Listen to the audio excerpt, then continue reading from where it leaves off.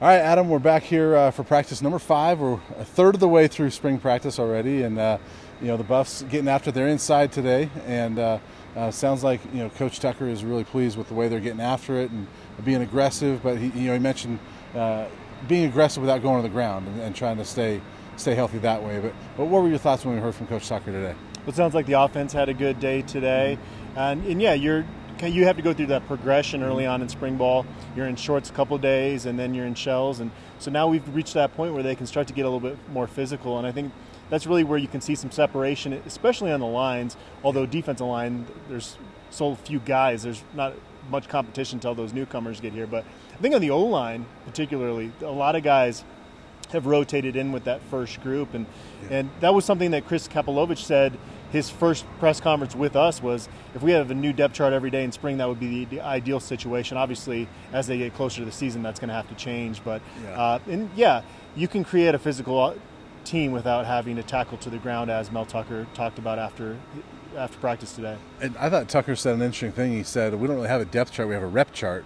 And I kind of like the way he said that. I mean, he's given a lot of guys opportunities to work with the ones, with the twos, just kind of see how they handle those things. You talked to Coach Jimmy Brumbaugh, speaking of defensive line. There's not a whole lot of guys there. Yeah. What did he have to say? Well, first off, I asked him, were you surprised when you came in here and saw the number of scholarship defensive linemen returning? And that didn't help when Israel Antwine decided he wanted to transfer to be closer to home. He didn't really throw the former staff under the bus, but anybody that looks at this roster has to go, what in the world? Like, you've got to recruit more high school defensive linemen than what the previous staff had done, and there's a reason that Jim Jeffcoat was fired a couple years ago. But he talked about how he loves Mustafa Johnson and the fact that he just loves the game of football. He's an easy guy to coach. He talked about Terrence Lang taking another step. Well, not from what he's seen, but just from what everybody else has told him. The strength staff, has told him. And he talked about Jalen Sammy being a real bright spot, a guy that has transformed his body. But he said, hey, he's still working off some rust. This is a guy that, had that knee injury last year and wasn't able to practice. So he mentioned Tava Finau briefly. There's just not a whole lot of guys there. Right. And that's why I think it's going to be really tough for them to draft teams and have a traditional spring game, a split squad deal, because, you got Ben Martinez run as your second team nose tackle. No offense to him, but he's a walk-on. That's a tough deal. Yeah, and then Jeremiah Doss is there as well. You mentioned him as well. The junior college transfer. Brumbaugh recruited him. What did he have to say about Jeremiah? He says that he's doing a good job of taking that jump from the junior college ranks, but it's still a jump, so he's coming along. But he's a guy, if you watch his JUCO film, wasn't the most explosive, but man, he filled gaps, and that's what you need when you run a three-man defensive front. Yeah, as far as guys being injured, things like that, guys working at different spots. Kanan Ray is one that Mel Tucker talked a little bit about today. He hasn't played in a couple years. He's gone through a lot of things, and he says he really likes him so far. And we'll see if he's versatile, but he says there's a few guys up there that are versatile. I know Chris Kapilovic likes that. Yeah, Kanan Ray, you go back and watch his high school film. He was a high school All-American, a four-star guy that initially signed with UCLA. It's really impressive. My only question there is you just look at him. He has not, because of the shoulder and the knee, he hasn't been able to work out a lot for a couple years.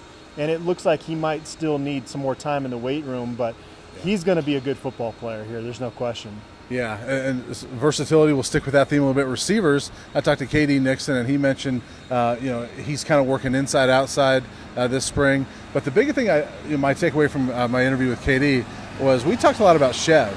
And he talked about how much Chev has evolved as a coach and how he's been different as a coach this spring, and how KD, he goes, I know Chev probably wants to be an OC, but I'm really glad he's only a receivers coach because we're able to get more. He feels like he's able to get more done with Chev, and that Chev's been coaching him different and really able to focus on just the receivers.